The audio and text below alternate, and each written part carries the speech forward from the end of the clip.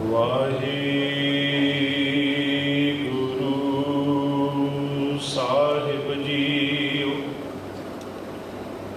ਇੱਕ ਓੰਕਾਰ ਸਤਿਨਾਮ ਕਰਤਾ ਪੁਰਖ ਨਿਰਭਉ ਨਿਰਵੈਰ ਅਕਾਲ ਮੂਰਤ ਅਜੂਨੀ ਸੈਭੰ ਗੁਰ ਪ੍ਰਸਾਦ। ਗੁਰ ਦਾਤਾ ਗੁਰ ਹਿਵੈ ਘਰ ਗੁਰ ਦੀਪਕ ਤਹ ਲੋਏ। ਅਮਰ ਪਦਾਰਥ ਨਾਨਕਾ ਮਨ ਮਾਨੈ ਸੁਖ ਹੋਏ। ਜੇਤਾ ਸਮੁੰਦ ਸਾਗਰ ਨੀਰ ਭਰਿਆ तेते अवगुण हमारे। दया करो किश मेर अपाव डुबदे पत्थर तारे। जियड़ा अगन बराबर तपै भीतर वगै काते। प्रणवत नानक हुक्म पछाणै सुख होवै दिन राते। प्रणवत नानक हुक्म पछाणै सुख होवै दिन राती। वाहिगुरु साहिब जी मुंदा संतोख शरम पत झोली। ध्यान की करै बेभूत खिंथा काल कुआरी काया जुगत। डंडा परतीत आए पंथी सगल जमाती। मन जीतै जग जीत आदेश तिसै आदेश। आद अनील अनाद अनाहत जुग जुग एको वेश। आदेश तिसै आदेश आद अनील अनाद अनाहत जुग जुग एको वेश। परम सत्कारयोग परम सन्मानयोग चवर छत्र तख्त दे मालिक हाजरा हजूर ज़ाहरा जहूर सर्व कला भरपूर बाणी के बोहित पतत पावन भगत बशल कृपा निधान धन धन साहिब श्री गुरु ग्रंथ साहिब जी की पावन पवित्र हजूरी के अंदर शशोभत हुई बैठी गुरु सुगुरु गुरु खालसा साध संगत जीओ। आप सारिया ही गुरसिख संगतां धनता दे योग हो जो अमृत वेले के दीवाना दियां हाजरियां भर रहे हो। परसों रोज तो लैकर के सतगुरु गुरु ग्रंथ साहिब जी की पवित्र गुरबाणी के प्रवाह निरंतर चल रहे सन। अज समाप्ति हुई है। समाप्ति तो उपरंत जो हर हफ्ते सतगुरु जी की अपार बख्शिश का सदका धन श्री गुरु ग्रंथ साहिब जी की पवित्र मुबारक गुरबाणी की लड़ीवार विचार चलती है। तिन्हां दीवानां दियां आप गुरसिख संगतां हाजरी भर रहे हो। आप सबत संगतां दे मस्तक दे निर्मल भाग हैं। वडभागे हो सतगुरां जी ने आप त्रुट करके सानू सतसंगत करन दीयां कुछ अमोलक घड़ियां सानू बख्शिश कीतियां ने ते गुरु रहमत करन कि इस अमोलक समय का लाभ उठाउंदे हुए असीं कुछ ना कुछ ज्ञान की प्राप्ति धन श्री गुरु ग्रंथ साहिब जी की पवित्र गुरबाणी की चरण कमलों के विचों प्राप्त करनी है। सो अज की विचार जो सतगुरु जी सानू दे रहे ने जो विचार असी आरंभ तो लै करके तुरे हाँ कि किव सचियारा हुई है कि कूड़ा टुटा पाल। इसे ही सिद्धांत नूं सतगुरु जी दृढ़ करवा रहे हैं। आओ इस विचार नूं आरंभण तो पहलों धन कलगीधर सच्चे पातशाह साहिब श्री गुरु गोबिंद सिंह महाराज पातशाह जी की बख्शिश की हुई फतेह की आपस में सांझ पाइए जी। कोई भी रसना बांझी ना रह जाए। सतगुਰਾਂ ਦੇ ਪਵਿੱਤਰ ਪਿਆਰ ਵਿੱਚ ਭਿੱਜ ਕਰਕੇ ਕਰਨੀ ਕਿਰਪਾਲਤਾ ਜੀ। ਗੱਜ ਵੱਜ ਕੇ ਆਖੋ ਜੀ ਵਾਹਿਗੁਰੂ ਜੀ ਕਾ ਖਾਲਸਾ ਵਾਹਿਗੁਰੂ ਜੀ ਕੀ ਫਤਿਹ। ਅੱਜ ਜੋ ਸਤਿਗੁਰੂ ਜੀ ਸਾਨੂੰ ਉਪਦੇਸ਼ ਬਖਸ਼ਿਸ਼ ਕਰ ਰਹੇ ਹਨ, ਇਹ ਸਤਿਗੁਰੂ ਗੁਰੂ ਨਾਨਕ ਦੇਵ ਮਹਾਰਾਜ ਪਾਤਸ਼ਾਹ ਜੀ ਜਿਸ ਵੇਲੇ ਪ੍ਰਚਾਰਕ ਦੌਰਿਆਂ ਤੇ ਗਏ ਹਨ, ਸਤਿਗੁਰੂ ਜੀ ਨੇ ਆਪਣੇ ਜੀਵਨ ਦੇ ਵਿੱਚ 4 ਉਦਾਸੀਆਂ ਆਰੰਭ ਕੀਤੀਆਂ ਸਨ। ਉਦਾਸੀਆਂ ਤੋਂ ਭਾਵ ਹੁੰਦਾ ਹੈ ਕਿ ਜਿਹੜੇ ਪ੍ਰਚਾਰਕ ਦੌਰੇ ਸਤਿਗੁਰੂ ਜੀ ਨੇ ਕੀਤੇ, ਅਲੱਗ-ਅਲੱਗ ਦਿਸ਼ਾਵਾਂ ਦੇ ਵਿੱਚ ਜਾ ਕਰਕੇ ਸਤਿਗੁਰੂ ਜੀ ਨੇ ਸਿੱਖੀ ਵਿਚਾਰਧਾਰਾ ਨੂੰ ਪ੍ਰਫੁੱਲਤ ਕੀਤਾ ਹੈ। ਭਾਈ ਮਰਦਾਨਾ ਜੀ ਨੂੰ ਨਾਲ ਲੈ ਕਰਕੇ ਸਤਿਗੁਰੂ ਜੀ ਸਮੇਂ-ਸਮੇਂ ਅਨੁਸਾਰ ਥਾਂ-ਥਾਂ ਤੇ ਪਹੁੰਚੇ ਹਨ। ਕਦੇ ਹਿੰਦੂਆਂ ਦੇ ਮੰਦਰਾਂ ਤੇ ਜਾ ਕਰਕੇ ਉਹਨਾਂ ਵੱਲੋਂ ਕੀਤੇ ਜਾ ਰਹੇ ਕਰਮਕਾਂਡਾਂ ਦੀ ਸਤਿਗੁਰੂ ਜੀ ਨੇ ਦਲੀਲ ਬਾਦਲੀਲ ਉਹਨਾਂ ਦਾ ਖੰਡਨ ਕੀਤਾ ਹੈ। ਕਦੇ ਰਾਖਸ਼ ਵਰਗਾਂ ਨੂੰ ਜਾ ਕਰਕੇ, ਕਦੇ ਠੱਗਾਂ ਦੀ ਵਿੱਤੀ ਰੱਖਣ ਵਾਲਿਆਂ ਨੂੰ ਸੱਜਣ ਬਣਾਇਆ ਸਤਿਗੁਰੂ ਜੀ ਨੇ। ਅਤਿਆਦਿਕ ਇਸੇ ਹੀ ਲੜੀ ਦੇ ਤਹਿਤ ਸਤਿਗੁਰੂ ਜੀ ਸਿੱਧਾਂ ਕੋਲ ਵੀ ਪਹੁੰਚਦੇ ਹਨ, ਜੋਗੀਆਂ ਕੋਲ ਵੀ ਪਹੁੰਚਦੇ ਹਨ, ਕਿਉਂਕਿ ਜਿਸ ਵੇਲੇ ਸਤਿਗੁਰੂ ਜੀ ਦਾ ਆਗਮਨ ਇਸ ਧਰਤੀ ਤੇ ਹੋਇਆ, ਉਸ ਵੇਲੇ ਜਿਹੜੇ ਪ੍ਰਮੁੱਖ 3 ਧਾਰਮਿਕ ਆਗੂ ਹੋਇਆ ਕਰਦੇ ਸਨ। ਸਭ ਤੋਂ ਪਹਿਲਾਂ ਜਿਹੜੇ ਸਨ ਹਿੰਦੂ ਔਰ ਮੁਸਲਮਾਨ ਆਗੂ ਔਰ ਇੱਕ ਜੋਗੀਆਂ ਦਾ ਮਤ, ਇਹ ਆਗੂ ਸਨ। ਤੋਂ ਸਤਿਗੁਰੂ ਜੀ ਨੇ ਸਮੇਂ-ਸਮੇਂ ਅਨੁਸਾਰ ਪਹੁੰਚ ਕਰਕੇ ਜੋਗੀਆਂ ਨੂੰ ਵੀ ਉਪਦੇਸ਼ ਦਿੱਤਾ ਹੈ। ਅਚਲ ਬਟਾਲੇ ਦੀ ਧਰਤੀ ਤੇ ਵੀ ਸਤਿਗੁਰੂ ਜੀ ਨੇ ਜੋਗੀਆਂ ਨੂੰ ਵਿਚਾਰ ਦਿੱਤੇ, ਆਪਣੀ ਵਿਚਾਰਧਾਰਾ ਸਮਝਾਈ। ਔਰ ਸੁਮੇਧ ਪਰਬਤ ਤੇ ਸਤਿਗੁਰੂ ਜੀ ਨੇ ਜੋਗੀਆਂ ਨਾਲ ਵਿਚਾਰ ਗੋਸ਼ਟੀ ਕੀਤੀ, ਜੋ ਧੰਨ ਸ਼੍ਰੀ ਗੁਰੂ ਗ੍ਰੰਥ ਸਾਹਿਬ ਜੀ ਦੇ ਵਿੱਚ ਸਿੱਧ ਗੋਸ਼ਟ ਨਾਮ ਦੇ ਨਾਲ ਬਾਣੀ ਦਰਜ ਕੀਤੀ ਗਈ ਹੈ। ਉਹ ਸਾਰੀ ਦੀ ਸਾਰੀ ਜਿਹੜੀ ਵਾਰਤਾ ਹੈ ਸਤਿਗੁਰੂ ਗੁਰੂ ਨਾਨਕ ਸਾਹਿਬ ਜੀ ਔਰ ਜੋਗੀਆਂ ਦੇ ਵਿਚਕਾਰ ਜੋ ਵਾਰਤਾ ਹੋਈ ਹੈ, ਉਹਨਾਂ ਪ੍ਰਸ਼ਨ ਉੱਤਰਾਂ ਨੂੰ ਸਤਿਗੁਰੂ ਜੀ ਨੇ ਗੁਰਬਾਣੀ ਵਿੱਚ ਦਰਜ ਕੀਤਾ ਹੈ, ਜਿਸ ਨੂੰ ਸਿੱਧ ਗੋਸ਼ਟ ਨਾਮ ਦੇ ਨਾਲ ਅਸੀਂ ਜਾਣਦੇ ਹਾਂ। ਔਰ ਜੋ ਕਿ ਅੱਜ ਗੋਰਖ ਮਤਾ, ਜਿਸ ਨੂੰ ਅੱਜ ਅਸੀਂ ਨਾਨਕ ਮਤਾ ਕਹਿੰਦੇ ਹਾਂ, ਉੱਥੇ ਵੀ ਜੋਗੀਆਂ ਦੇ ਨਾਲ ਸਤਿਗੁਰੂ ਜੀ ਦੀ ਵਿਚਾਰ ਹੋਈ ਹੈ।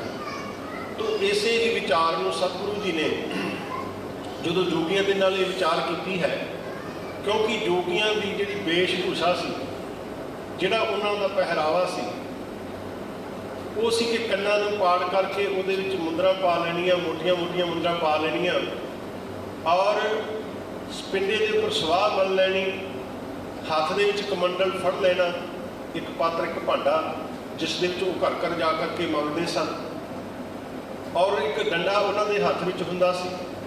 ਇਹ ਉਹਨਾਂ ਦੀ ਬਾਹਰਲੀ ਵੇਸ਼-ਭੂਸ਼ਾ ਜੋ ਆਪ ਦੀ ਤਸਵੀਰ ਵੇਖ ਰਹੇ ਹੋ, ਜੋ ਇਸ ਜੋਗੀ ਨੇ ਹੱਥ ਦੇ ਵਿੱਚ ਇੱਕ ਬਰਤਨ ਪਕੜਿਆ ਹੋਇਆ ਹੈ, ਇਸ ਨੂੰ ਕਮੰਡਲ ਵੀ ਕਹਿੰਦੇ ਹਨ, ਇਸ ਨੂੰ ਵੀ ਪਾਤਰ ਵੀ ਕਹਿੰਦੇ ਹਨ, ਔਰ ਇਸ ਨੂੰ ਆਪਸੀ ਪੰਜਾਬੀ ਭਾਸ਼ਾ ਦੇ ਵਿੱਚ ਭਾਂਡਾ ਇਤਿਆਦਿ ਕਹਿੰਦੇ। ਇਹਦੇ ਵਿੱਚ ਲੋਕਾਂ ਦੇ ਵਿੱਚ ਘਰਾਂ ਦੇ ਵਿੱਚ ਜਾ ਕਰਕੇ ਮੰਗਣਾ, ਜੋ ਕੁਝ ਮਿਲਣਾ ਇਸ ਭਾਂਡੇ ਦੇ ਅੰਦਰ ਵਿੱਚ ਪਾਉਣਾ, ਔਰ ਕੰਨਾਂ ਦੇ ਵਿੱਚ ਮੋਟੀਆਂ-ਮੋਟੀਆਂ ਮੁੰਦਰਾਂ ਜਿਹੜੀਆਂ ਸਨ ਉਹ ਪਾਉਣੀਆਂ, ਕੰਨਾਂ ਨੂੰ ਪਾੜ ਕਰਕੇ।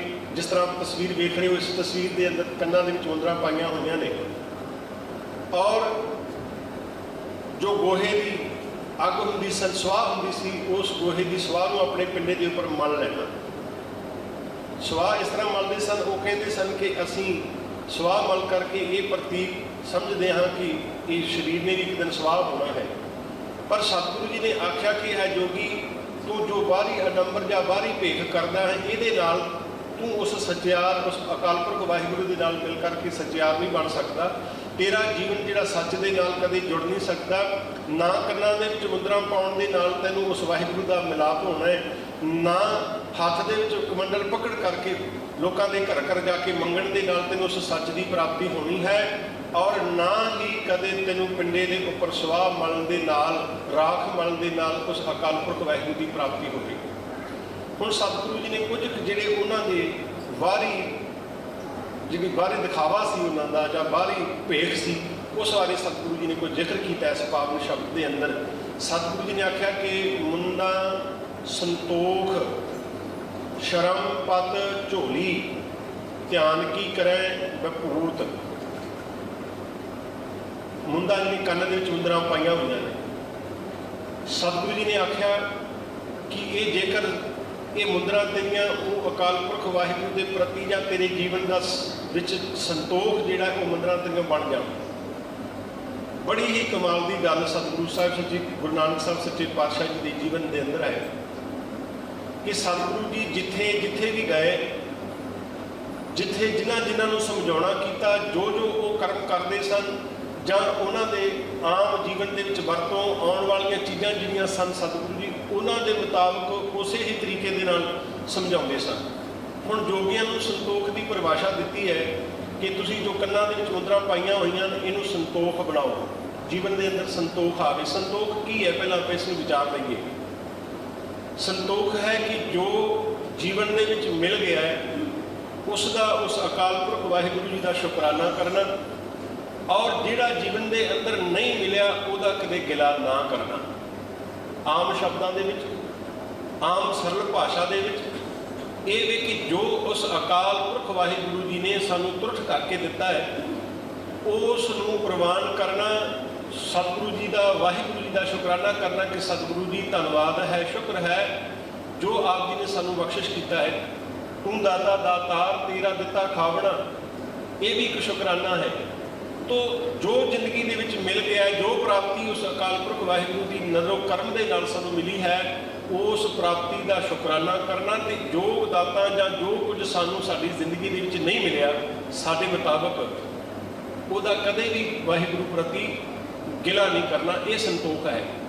हुण सतगुरु जी ने धन साहिब श्री गुरु नानक साहब की बाणी दे विचों सानू ये गल्लां मिलदियां ने। इत्थे जोगियां नूं आख्या कि संतोख जिहड़ा है ये तुहाडीआं मुद्रा बन जाण, तुहाडीआं मुद्रा जिहड़ियां ने संतोख का प्रतीक बन जाण।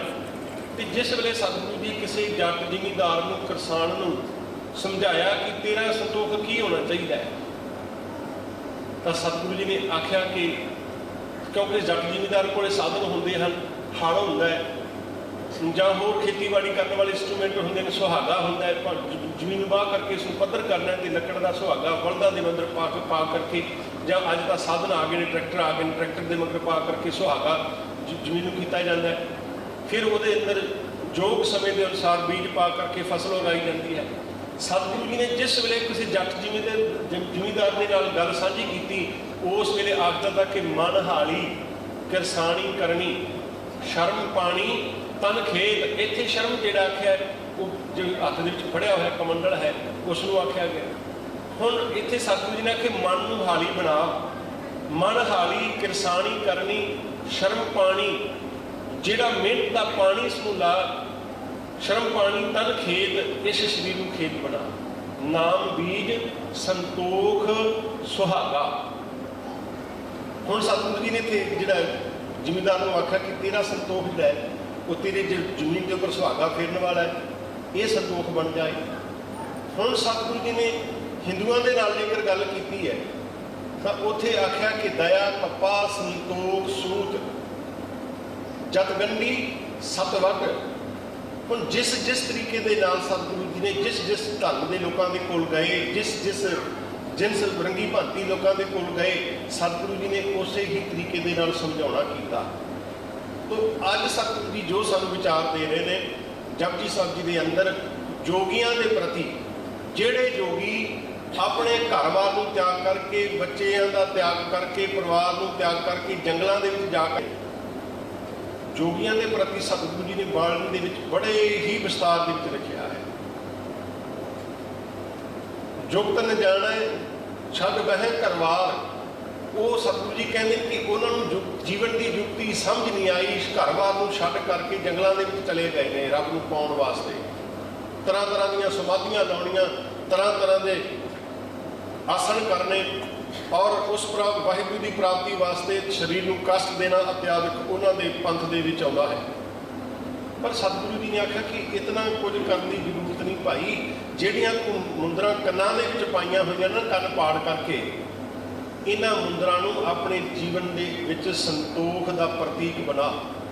तेरे जीवन के अंदर संतोख आ जाए, धर्म आ जाए, धीरज आ जाए, क्योंकि ये गुण हैं साडी जिंदगी। हर एक मनुख कोई इन्हां गुणां दा धारनी बन जाए तो उसकी आत्मक तौर पर उन्नति हो जाती है। ਤੇ ਆਤਮਿਕ ਉન્નਤੀ ਰੁਕਦੀ ਕਦੋਂ ਹੈ? ਜਦੋਂ ਸਾਡੇ ਜੀਵਨ ਦੇ ਵਿੱਚ ਔਗਣਾਂ ਦੀ ਭਰਮਾਰ ਹੋ ਜਾਏ। ਜਦੋਂ ਮਨੁੱਖ ਦਾ ਜੀਵਨ ਔਗਣਾਂ ਦੇ ਨਾਲ, ਗੁਨਾਹਾਂ ਦੇ ਨਾਲ ਭਰ ਜਾਏ, ਉਸ ਵੇਲੇ ਸਾਡੀ ਆਤਮਿਕ ਉન્નਤੀ ਰੁਕ ਜਾਂਦੀ ਹੈ, ਤਰੱਕੀ ਰੁਕ ਜਾਂਦੀ ਹੈ। ਤੇ ਜਿਸ ਵੇਲੇ ਸਤਿਗੁਰੂ ਸਾਹਿਬ ਸੱਚੇ ਪਾਤਸ਼ਾਹ ਜੀ ਦੀ ਮਿਹਰ ਦੇ ਨਾਲ ਇਹ ਗੁਣ ਸਾਡੀ ਜ਼ਿੰਦਗੀ ਦੇ ਵਿੱਚ ਆਉਂਦੇ ਨੇ ਤੇ ਸਾਡਾ ਆਤਮਿਕ ਵਿਕਾਸ ਹੁੰਦਾ ਹੈ। ਤਾਂ ਸਤਿਗੁਰੂ ਜੀ ਨੇ ਅੱਜ ਇਹ ਗੱਲ ਸਮਝਾਈ ਕਿ ਮੁੰਦਾ ਸੰਤੋਖ, ਹੇ ਜੋਗੀ, ਤੇਰੀਆਂ ਕੰਨ ਦੇ ਵਿੱਚ ਪਾਈਆਂ ਹੋਈਆਂ ਜਿਹੜੀਆਂ ਮੁੰਦਰਾਂ ਨੇ ਇਹ ਸੰਤੋਖ ਦਾ ਪ੍ਰਤੀਕ ਬਣ ਜਾਣ, ਤੇਰੀ ਜ਼ਿੰਦਗੀ ਦੇ ਅੰਦਰ ਸੰਤੋਖ ਦਾ ਗੁਣ ਆ ਜਾਏ। ਸ਼ਰਮ ਪਤ ਝੋਲੀ, ਪਤ ਜਿਹੜਾ ਸ਼ਬਦ ਆਇਆ ਪੱਪਾ ਤੱਤਾ ਔਂਕੜ, ਇਹ ਭਾਂਡੇ ਤੋਂ ਭਾਵ ਹੈ ਜੋ ਜੋਗੀ ਘਰਾਂ ਦੇ ਵਿੱਚ ਜਾ ਕਰਕੇ ਮੰਗਦੇ ਸਨ। ਇੱਕ ਪਾਸੇ ਜੋਗੀਆਂ ਨੇ ਘਰ ਗ੍ਰਸਤੀ ਨੂੰ ਤਿਆਗਿਆ, ਆਪਣੇ ਘਰ ਇਸਤਰੀ ਬੱਚਿਆਂ ਨੂੰ ਤਿਆਗ ਕਰਕੇ, ਪਰਿਵਾਰ ਨੂੰ ਤਿਆਗ ਕਰਕੇ ਜੰਗਲਾਂ ਦੇ ਵਿੱਚ ਚਲੇ ਗਏ ਨੇ, ਔਰ ਇੱਕ ਪਾਸੇ ਉਹਨਾਂ ਹੀ ਗ੍ਰਸਤੀਆਂ ਦੇ ਘਰਾਂ ਦੇ ਵਿੱਚ ਜਾ ਕਰਕੇ ਮੰਗਦੇ ਨੇ ਖਾਣ ਵਾਸਤੇ। ਸਤਿਗੁਰੂ ਜੀ ਨੇ ਬੜੇ ਹੀ ਵਿਸਤਾਰ ਦੇ ਵਿੱਚ ਇਹਨਾਂ ਪ੍ਰਤੀ ਵੀ ਲਿਖਿਆ ਹੈ। ਤੋ ਜਿਹੜਾ ਭਾਂਡਾ ਹੱਥ ਦੇ ਵਿੱਚ ਫੜਿਆ ਹੋਇਆ, ਸਤਿਗੁਰੂ ਜੀ ਆਖਦੇ ਨੇ ਕਿ ਤੂੰ ਮਿਹਨਤ ਕਰ, ਇਹ ਭਾਂਡੇ ਨੂੰ ਮਿਹਨਤ ਦਾ ਪ੍ਰਤੀਕ ਬਣਾ। ਇਸ ਭਾਂਡੇ ਦੇ ਨਾਲ ਵਿਹਲਾ ਰਹਿ ਕਰਕੇ ਵਿਹਲਣਾ ਵਾਲਾ ਜੀਵਨ ਨਾ ਗੁਜ਼ਾਰ, ਮਿਹਨਤ ਕਰ, ਮੁਸ਼ੱਕਤ ਕਰ, ਜਿਸ ਕਰਕੇ ਤੂੰ ਉਸ ਆਤਮਿਕ ਸ਼ਾਂਤੀ ਲਈ, ਆਤਮਿਕ ਸੁੱਖ ਲਈ ਜਾਂ ਉਸ ਅਕਾਲ ਪੁਰਖ ਵਾਹਿਗੁਰੂ ਦੀ ਪ੍ਰਾਪਤੀ ਕਰ ਸਕਦਾ ਹੈ। ਕਿਉਂਕਿ ਗੁਰਸਿੱਖ ਨੂੰ ਸਤਿਗੁਰੂ ਜੀ ਨੇ ਅਲੱਗ-ਅਲੱਗ ਖੰਡਾਂ ਦੇ ਵਿੱਚ ਗੁਜ਼ਾਰ ਕਰਕੇ ਸੱਚਖੰਡ ਦੀ ਪ੍ਰਾਪਤੀ ਦੱਸੀ ਹੈ। ਗਿਆਨ ਖੰਡ ਹੈ, ਧਰਮ ਖੰਡ ਹੈ ਔਰ ਸ਼ਰਮ ਖੰਡ ਹੈ। ਸ਼ਰਮ ਖੰਡ ਉੱਥੇ ਮਿਹਨਤ ਕਰਨੀ ਹੈ।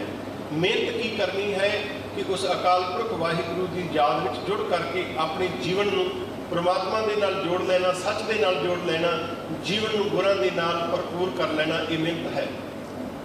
ਮਿਹਨਤ ਦੇ ਚੱਲਣ ਦੇ ਨਾਲ ਉਸ ਅਕਾਲ ਪੁਰਖ ਵਾਹਿਗੁਰੂ ਦੀ ਪ੍ਰਾਪਤੀ ਹੈ। ਤੋ ਸਤਿਗੁਰੂ ਜੀ ਨੇ ਆਖਿਆ ਕਿ ਜਿਹੜਾ ਕਮੰਡਲ ਤੇਰੇ ਹੱਥ ਵਿੱਚ ਫੜਿਆ ਹੋਇਆ ਹੈ, ਭਾਵ ਕਿ ਤੂੰ ਵਿਹਲਣਾ ਵਾਲਾ ਜੀਵਨ ਗੁਜ਼ਾਰਦਾ ਹੈ, ਇਸ ਵਿਹਲੇਪਣ ਨੂੰ ਛੱਡ ਕਰਕੇ ਇੱਕ ਮਿਹਨਤ ਦੇ ਰਸਤੇ ਤੇ ਤੂੰ ਤੁਰਨਾ ਕਰ, ਤਾਂ ਕਿ ਤੈਨੂੰ ਉਸ ਅਕਾਲ ਪੁਰਖ ਵਾਹਿਗੁਰੂ ਦੀ ਪ੍ਰਾਪਤੀ ਹੋ ਜਾਵੇ। ਇਸ ਭਾਂਡੇ ਨੂੰ ਮਿਹਨਤ ਦਾ, ਸਖਤ ਮਿਹਨਤ ਦਾ ਪ੍ਰਤੀਕ ਬਣਾ ਲੈ। ਇਹ ਭਾਂਡਾ ਤੇਰਾ ਮਿਹਨਤ ਦਾ ਪ੍ਰਤੀਕ ਬਣ ਜਾਏ। ਪੱਤ ਝੋਲੀ, ਇੱਕ ਝੋਲੀ ਜੋ ਭਾਂਡੇ ਦੇ ਵਿੱਚ ਕੁਝ ਪਾਉਂਦਾ ਹੈ, ਉਸ ਭਾਂਡੇ ਨੂੰ ਫਿਰ ਹੱਥ ਦੇ ਵਿੱਚ, ਕੱਛ ਦੇ ਵਿੱਚ ਇੱਕ ਝੋਲੀ ਰੱਖੀ ਹੁੰਦੀ ਹੈ। ਜੋ ਕੁਝ ਮਿਲਦਾ ਹੈ ਭਾਂਡੇ ਵਿੱਚ ਪਾਇਆ, ਭਾਂਡੇ ਤੋਂ ਬਾਅਦ ਉਸ ਝੋਲੀ ਦੇ ਵਿੱਚ ਪਾਇਆ। ਸਤਿਗੁਰੂ ਜੀ ਆਖਦੇ ਕਿ ਇਹ ਝੋਲੀ ਤੇ ਇਹ ਭਾਂਡਾ ਤੇਰਾ ਮਿਹਨਤ ਦਾ ਪ੍ਰਤੀਕ ਬਣ ਜਾਣ, ਸਖਤ ਮਿਹਨਤ ਦਾ ਪ੍ਰਤੀਕ ਬਣ ਜਾਣ। ਧਿਆਨ ਕੀ ਕਰੇ ਬਖੂਤ,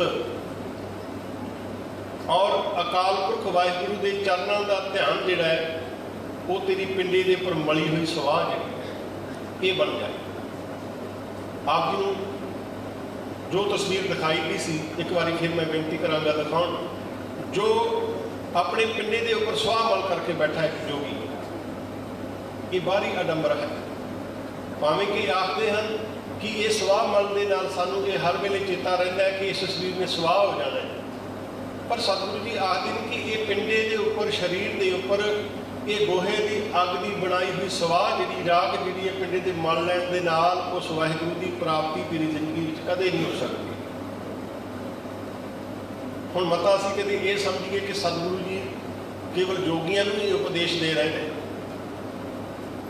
ਜ਼ਰੀਆ ਸਤਿਗੁਰੂ ਜੀ ਨੇ ਇਹਨਾਂ ਜੋਗੀਆਂ ਨੂੰ ਬਣਾਇਆ, ਪਰ ਲੇਕਿਨ ਸਮਝਾ ਸਾਨੂੰ ਰਹੇ ਨੇ। ਇਹਨਾਂ ਲਾਈਨਾਂ ਦੇ ਵਿੱਚੋਂ, ਇਹਨਾਂ ਪੰਕਤੀਆਂ ਦੇ ਵਿੱਚੋਂ, ਇਸ ਵਿਚਾਰ ਦੇ ਵਿੱਚੋਂ ਅਸੀਂ ਵੀ ਤਾਂ ਕੁਝ ਗਿਆਨ ਪ੍ਰਾਪਤ ਕਰਨਾ ਹੈ ਨਾ। ਅੱਜ ਅਸੀਂ ਜੋਗੀਆਂ ਨੂੰ ਕਹਿੰਦੇ ਨੇ ਕੰਨਾਂ ਪੜਾ ਕਰਕੇ ਮੁੰਦਾਂ ਪਾਈਆਂ ਹੋਈਆਂ ਨੇ, ਤੇ ਅੱਜ ਦੀ ਸਾਡੀ ਜਵਾਨੀ ਦੇਖੀਏ, ਨੌਜਵਾਨੀ ਜਿਹੜੀ ਹੈ ਸਾਡੀ, ਉਹ ਵੀ ਕੰਨਾਂ ਦੇ ਵਿੱਚ ਮੁੰਦਰਾਂ ਪਾ ਕਰਕੇ ਫਿਰਦੇ ਨੇ।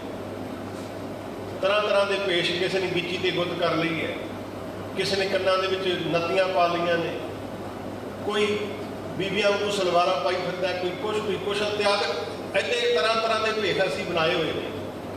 ਉਸ ਦਾ ਜ਼ਿੰਦਗੀ ਦੇ ਵਿੱਚ ਕੀ ਲਾਭ ਹੈ? ਇੱਕ ਅਖਾਣ ਹੈ ਕਿ ਖਾਓ ਮਨ ਪਾਉਂਦਾ ਤੇ ਪਹਿਨੋ ਜੱਗ ਪਾਉਂਦਾ। ਜਿਹੜਾ ਜੱਗ ਨੂੰ ਪਾਉਂਦਾ ਹੋਏ ਅਸੀਂ ਉਹ ਪਹਿਨੀਏ, ਮਤਾ ਕਿ ਇੱਕ ਸਾਡੀ ਜ਼ਿੰਦਗੀ ਇੱਕ ਤਮਾਸ਼ਾ ਬਣ ਕੇ ਰਹਿ ਜਾਏ। ਤੋ ਰਹੋ ਵਿਚਾਰ, ਸਤਿਗੁਰੂ ਜੀ ਸਾਨੂੰ ਕਹਿ ਰਹੇ ਨੇ ਕਿ ਹੇ ਜੋਗੀ, ਤੇਰੀਆਂ ਮੁੰਦਰਾਂ ਜਿਹੜੀਆਂ ਸੰਤੋਖ ਦਾ ਪ੍ਰਤੀਕ ਬਣ ਜਾਣ, ਕੰਨਾਂ ਦੇ ਵਿੱਚ ਜੋ ਕੰਨ ਪਾੜ ਕਰਕੇ ਬਣਾਈਆਂ ਨੇ, ਔਰ ਤੇਰੇ ਹੱਥ ਦੇ ਵਿੱਚ ਜਿਹੜੀ ਝੋਲੀ ਫੜੀ ਹੋਈ ਹੈ ਤੇ ਉਹ ਪਾਤਰ ਫੜਿਆ ਹੋਇਆ, ਭਾਂਡਾ ਫੜਿਆ ਹੋਇਆ ਹੈ, ये मेहनत का प्रतीक बन जाए और उस अकाल पुरख वाहिगुरु के चरणों का ध्यान जी है सुआह जी तू पिंडे ते मलदा है वो ध्यान उस अकाल पुरख वाहिगुरु के नाल तेरा जुड़ जाए। अगे सतगुरु जी आखते ने कि खिंथा काल कुआरी काया जुगत डंडा प्रतीक।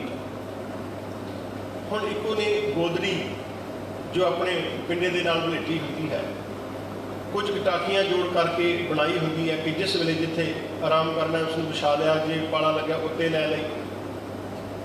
सतगुरु जी आखते हैं कि मौत का भै, मौत का डर, वो खिंथा जी है, वो गोदड़ी जी है, वो गोदड़ी प्रतीक बन जाए मौत के डर की। क्योंकि जितना चिर मनुख नूं मौत का भै ते अकाल पुरख वाहिगुरु का भै हिरदे दे विच नहीं रहेगा, वो अपनी जिंदगी के अंदर अवगुण ही अवगुण करेगा, हमेशा अवगुण करता रहेगा। जितना चिर मनुख नूं मौत का भै ते अकाल पुरख वाहिगुरु के अदब सत्कार का भै हिरदे दे विच नहीं, उन्ना चिर मनुख अपनी जिंदगी के अंदर कोई परिवर्तन या बदलाव या कोई क्रांति नहीं लिया सकता। आत्मक तौर पर कदे वो उन्नत नहीं हो सकता जितना चिर मनुख के अंदर भै नहीं होएगा। तो सतगुरु जी आखिर कह जोगी ये जी गोदड़ी तू रखी हुई है पिंडे के उपर भलेटी हुई है, ये काल काल नाम है मौत का। खिंथा जी है तेरी ये मौत के भै का प्रतीक बन जाए। कुआरी काया जुगत 99% गुरसिख पाठी प्रेमी जिहड़ा पाठ करते ना विश्राम करते जिस बहुत वड्डी गलती करते, पर अज सानूं चंगा होएगा हैरान होंदे होंगे कि ज्ञानी सानूं की समझा रहे कि इत्थे विश्राम जिहड़े ना दो विश्राम लगने ने, खिंथा काल कुआरी काया जुगत ते आके विश्राम लगेगा तां अर्थ स्पष्ट होने। पर साडे विच की खिंथा काल कुआरी काया जुगत जुगत डंडा प्रतीक जो कि सच्चे पासे कर रहे हैं। तो सतगुरु जी आखते ने कि तेरी जी गोदड़ी है, तेरी खिंथा जी है, एक मौत का प्रतीक बन जाए, मौत का भै बनया रहे तेरे हिरदे के अंदर। तो ये शरीर जिहड़ा है जिस तरह एक कुआरी बीबी होंगी है जिसका आनंद कारज ना होया होए, तो इस तरह सतगुरु कहते हैं कि ये शरीर जिहड़ा तेरा अवगुणा तो रहत हो जाए, गुनाहां तो रहत रख, इसनूं कदे भी गुनाहां दा ते अवगुणा दा स्पर्श इहदे अंदर ना आए जिंदगी के अंदर। तो इस शरीर नूं इस काया नूं अवगुणा तो रहत रखना है। तो जिहड़ा तेरे हाथ में डंडा फड़िया होया वो विश्वास का डंडा बन जाए। देखो सतगुरु जी ने जो जो जोगियां की वेशभूषा है, बाहरी भेख है, उस भेख नूं सतगुरु जी ने एक एक चीज़ का प्रतीक बना दिता है। समझाना किया ना कि तेरा डंडा जिहड़ा हाथ में तू डंडा पकड़ करके तुरदा है, ये डंडा विश्वास का डंडा बन जाए। हमेशा तेरी जिंदगी के अंदर उस अकाल पुरख वाहिगुरु प्रति यकीन बना रहे, प्रतीत बनी रहे उस अकाल पुरख वाहिगुरु के प्रति। इस डंडे को प्रतीक बना याद आ जाए, प्रतीक होता है कि किसी भी चीज़ को वेख करके सानू ये चेता आ जाए। पुराने समय के कई बार कहते सन कि भाई आ गल पल्ले बन लै, पल्ला हम गल में पल्ले किवें बन्निया जा सकता है। तब बहुत बार सियाने मनुख की उन्हें चेता भुल जाता, जो गल में पल्ला पाया उसमें गंढ दे लैनी, कदे कदे हथ वजदा गंढ चेते आ जानी भी आ गल सी, ये जो गंढ हथ में आ जानी तो उसको चेते आ जाता भी इस करके मैं गंढ दी गई सी, ये गल पल्ले बन्नण वाली गल है। तो सतगुरु जी ने आख्या कि एक एक चीज़ तो तू पता कर कि जिहड़े तेरे कन्नां दे विच मुंदरा है इस तोख हो जाण, भांडा ते झोली जिहड़ा ये उस मेहनत का प्रतीक बन जाण, ते सुआह जिहड़ी है ये उस अकाल पुरख वाहिगुरू के ध्यान चरणों का ध्यान बन जाए, और मौत का प्रतीक मौत के भय का प्रतीक तेरी खिंथा जिहड़ी जो गोदड़ी है ये बन जाए। तो सतगुरु जी ने आख्या कि इस शरीर नूं उस अवगुणा तो रहत कर लै, कदे भी तेरे शरीर के अंदर अवगुण स्पर्श न करन जिस अवगुणा का करके तेरा जीवन बर्बाद होए। तो हाथ में जो तू डंडा पकड़िया होया इस डंडे नूं उस अकाल पुरख वाहिगुरू का विश्वास बना लै। तो जिन्ना चਿਰ गुरु की साध संगत किसी के उपर विश्वास नहीं होएगा तो वो प्यार भी नहीं पै सकता। प्यार बाद की गल है ना, पहलों विश्वास प्रतीत किसी प्रति साडे होए, इसी गल नूं सतगुरु जी सानूं दृढ़ करवाउंदे हन कि जेकर मनुख का विश्वास गुरमुख का अकीदा ਧੰਨ ਸ਼੍ਰੀ ਗੁਰੂ ਗ੍ਰੰਥ ਸਾਹਿਬ जी के उपर है, फिर साडा प्यार धੰन श्री गुरु ग्रंथ साहब जी नाल पएगा। तो अगे कहते हैं कि आदेश तिसै आदेश आ वाहिगुरू जी आई पंथी सगल जमाती मन दीता जगजीत। हुण जोगियां दे 12 पंथ ने, जोग धर्म ने जोग मत है, इन्हां दे 12 मत हैं, 12 फिरके हैं। तो सब तो वड्डा फिरका या सब तो वड्डा पंथ जिहड़ा है वो है आई पंथ है उहदा। तो सतगुरु जी ने आख्या कि सगल जमाती, सगल जमाती तो भाव कि सारे, जिवें हुण असीं बैठे हैं एक जमात दे विच बैठे हैं, क्लास फेलो या क्लासमेट जिहड़े हुंदे ने उन्हां नूं जमाती कहा जाता है। सतगुरु जी आखदे कि जिन्हां सारियां गुरमुख प्यारियां मित्रां सज्जनां दा प्यार एक अकाल वाहिगुरू प्रति है, ਉਹੀ सब तो वड्डे आई पंथ दे मनण वाले ने, ਉਹੀ सब तो वड्डे आई पंथी हैं। आई पंथी का मैं आपको फिर दोबारा दस दिया कि जोगियां दे 12 मत हैं, 12 पंथ हैं, जिन्हां तो जिहड़ा सब तो वड्डा पंथ है वो आई पंथ है। कि सतगुरु जी ने आख्या कि जिहड़े गुरमुख प्यारे मित्र सज्जन आपस में मिल बैठ करके उस अकाल पुरख वाहिगुरू दीयां वडियाइयां करते हैं, उस अकाल पुरख वाहिगुरू प्रति प्यार रखते हैं, विश्वास रखते हैं, वो सब तो वड्डे आई पंथी हैं। मन जीता है जग जीत, और अपने जिन्हों ने अपने आप को जित लिया, अपने मन को जित लिया, वो सारे जगत को जित सकते हैं। केवल एक अकाल पुरख वाहिगुरू के चरणों के नाल जुड़न दे नाल, सच दे नाल जुड़न दे नाल वो अपने मन को जित लेंदे हैं। जिन्हों ने अपने अपने मन को जित लिया तो उन्होंने सारे संसार को जित लिया है। अगे सतगुरु जी आखते हैं कि आदेश तिसै आदेश। फिर सतगुरु जी कहते कि जिस अकाल पुरख वाहिगुरू की मेहर का सदका मनुख ने उस अकाल पुरख वाहिगुरू की नेड़ता प्राप्त करनी है, जिस अकाल पुरख वाहिगुरू की मेहर का सदका मनुख ने अपने जीवन के अंदर कोई बदलाव लिया है, तो ऐसे अकाल पुरख वाहिगुरू सतगुरु जी आखन के नमस्कार कर। भाई आदेश तिसै आदेश मैंने नमस्कार होता है। आदेश तिसै आदेश, उस अकाल पुरख वाहिगुरू मेरी वंदना है, मेरी नमस्कार है। किस अकाल पुरख वाहिगुरू? आद अनील अनाद अनाहत जुग जुग एको देश।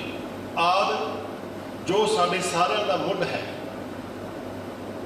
जो साढ़े सारिਆਂ ਦਾ मूल है।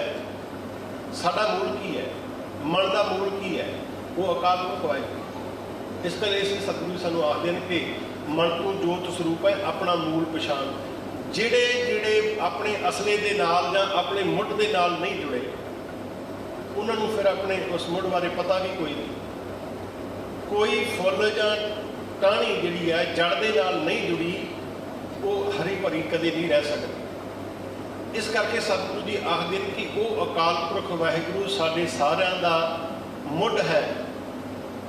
अनील और अकाल पुरख वाहिगुरू सोहना सुंदर है, जिसका स्वरूप बहुत सोहना है। अनाद, और उसका आप का कोई मुढ़ नहीं, उसका आप का कोई प्रारंभ नहीं है। वो सुते सिद्ध प्रकाश है, ना तो उन्होंने किसी ने बनाया, ना किसी ने थापिया। उसका आप का कोई मूल नहीं, साडा मूल है।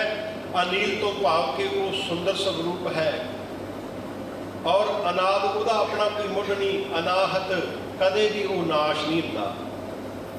हन धातु तो संस्कृत का एक हन धातु है, उस तो पैदा होया अन प्लस आहत। जिहड़ा अकाल पुरख वाहिगुरू कदे नाश नहीं होंदा, अविनाशी है, उस अकाल पुरख वाहिगुरू नूं भाई असीं नमस्कार करिए।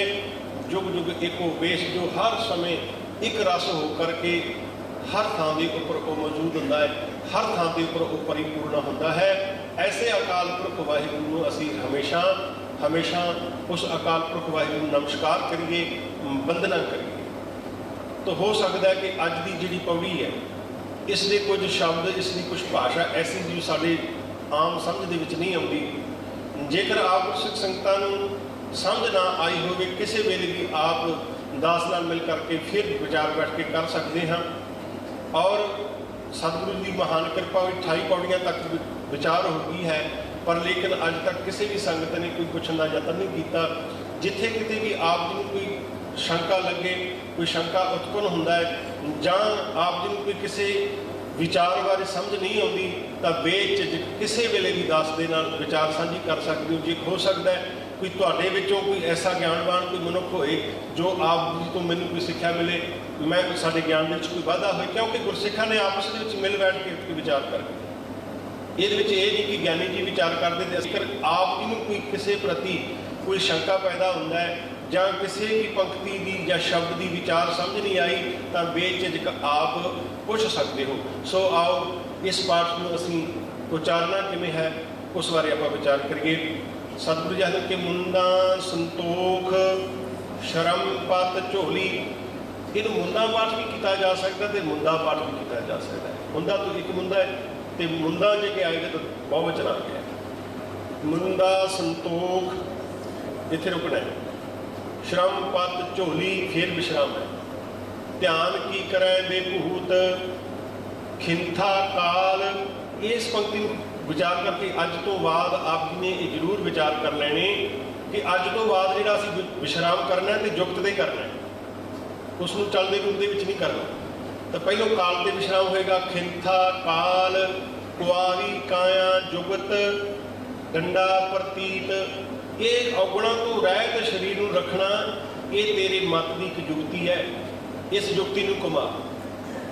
खिंथा काल कुआरी काया जुगत डंडा प्रतीत आई पंथी सगल जमाती मन जीता जग जीत आदेश तिसै आदेश आद अनेल अनाद अनाहत जुग जुग एको वेश। इस तरह सतगुरु जी की पवित्र गुरबाणी में असीं विचार करके पढ़ना है, ताकि पढ़न दे नाल सही योग थावां ते विश्राम लाउण दे नाल सानूं अर्थ स्पष्ट हुंदे ने। जेकर अर्थां सहित असीं गुरबाणी नूं पढ़ांगे, गुरबाणी पढ़न दा आनंद कुछ होर होएगा, होर दुगना आनंद सानूं आएगा। इस करके हमेशा लगा मात्रा का ख्याल करके गुरबाणी नूं पढ़ना है, विचारना है। आप बाणी पढ़नी है, आप बाणी विचारनी है, आप बाणी पढ़न की आदत अपने आप दे विच पाउणी है, अपने बच्चों को ये आदत पाउणी है, ताकि उन्होंने बच्चों की जिंदगी के अंदर भी किसी प्रकार की कोई बदलाव आ जाए, क्रांति आ जाए। तो इतनियां विचार आप संगतां ने प्रवान करनियां। गुरु का शब्द जानते हुए अपने जीवन के बसाना, अपने जीवन का आधार बनाना। गुरु कृपा करे, रहमत करे।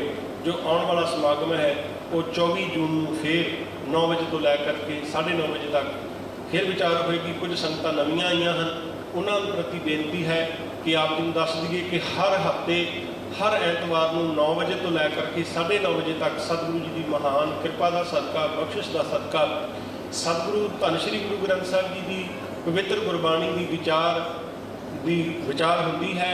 तो जो संगतां जो नवीं हैं कृपा करके हर हफ्ते आप वध तो वध आया करो, ताकि गुरबाणी पता नहीं ये न्याला तीर है, गुरबाणी पता नहीं किस शब्द ने साडे जीवन के अंदर चोट कर देनी, तो उस चोट तो साडा जीवन प्रभावित हो करके गुरु वाले बंदे तुर सकता है। गुरु रहमत करे, गुरु कृपा करे, इतनी बेनतियां प्रवान करनियां। एक नहीं अनेकां ही गलतियां विचार करदे तो हो जांदियां हन। समर्थ गुरु धन श्री गुरु ग्रंथ साहिब जी बख्शनहार हन, बख्श देन, अगाह वास्ते समर्थ बख्शिश करन, होईयां बेअंत प्रकार की भुलां दी खिमा। वाहिगुरू जी का खालसा, वाहिगुरू।